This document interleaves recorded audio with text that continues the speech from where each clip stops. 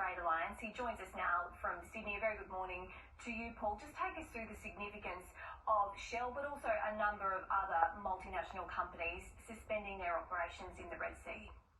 Thanks, Bridget. Look, it's a serious issue. The Strait of Hormuz is a critical and strategic waterway. At its narrowest point, it's only 39 kilometres wide, so it's very high risk to attacks. And again, Shell and, as you said, the other suppliers of oil and petroleum are taking a very cautious approach to this matter. In an Australian context, it is very important.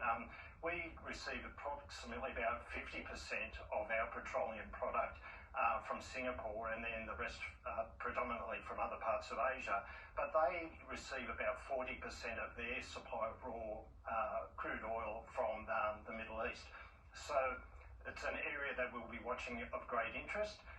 From a broader perspective of interest to our membership and the work we do, at this stage, the bunker fuels, the fuels used by other international vessels, is unaffected. So that's one encouraging element at the moment. Paul, what else goes through the Red Sea? Obviously, fuel and oil, different types of commodities, but what other items on the global supply chain are going through that very narrow channel? Yeah, well, we're focused on containerised trade, which will handle everything from pharmaceutical to building materials, to food goods. So anything that comes in and out of the country in sea containers that goes through that region will be affected. On a global basis, it's about 30% of global trade passes through the Red Sea and the Suez. In an Australian context, it's not as big, but still about 15%.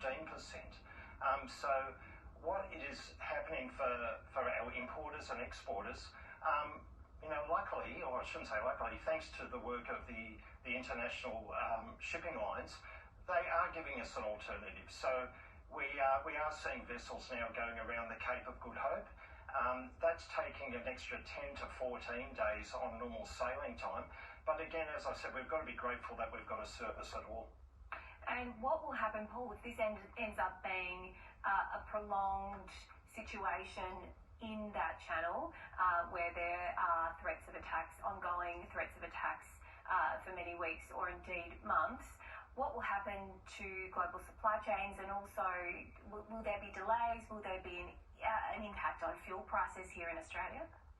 Yeah, look, fuel prices, I'll leave that to other commentators, but I think I suppose the good thing for your viewers to appreciate is that the trade will continue. It will come at an extra cost. We're seeing freight rates already now from parts of Europe to Australia are doubling. We're also seeing a range of different surcharges that have been implemented, and that is hurting our import and export market, because the shipping lines have been able to recover their costs for this extra voyage almost immediately by implementing these surcharges. But our importers and exporters haven't factored that into their contracts. So that will be an issue for them in the short term. But in the longer term, assuming the hostilities do continue for an extended period of time, we'll see the international shipping adjust to these longer voyages. It will have a knock-on effect around the rest of the world because it will use extra vessels, extra sea freight containers, and we are seeing a shortage of empty sea freight containers in different parts of the world already as a result of this disruption.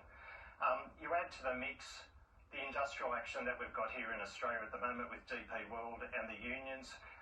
You look at what's happening in the Panama as well, because we've got dry conditions there and the amount of vessels going through the Panama Canal have reduced significantly. We've got other geopolitical tensions, with China and Taiwan, and potentially affecting the Taiwan Strait. And don't underestimate COVID. We've still got COVID flaring up in different parts of the world, which may affect supply chains as well. So it's a very difficult and challenging time. In our freight forwarding sector that looks after importers and exporters are doing an incredible job at this time, and just managing the different methods of moving freight around the world. Thanks very much, Paul, for keeping us updated on this unfolding situation. We appreciate it. Thanks again, Bridget. Okay, we have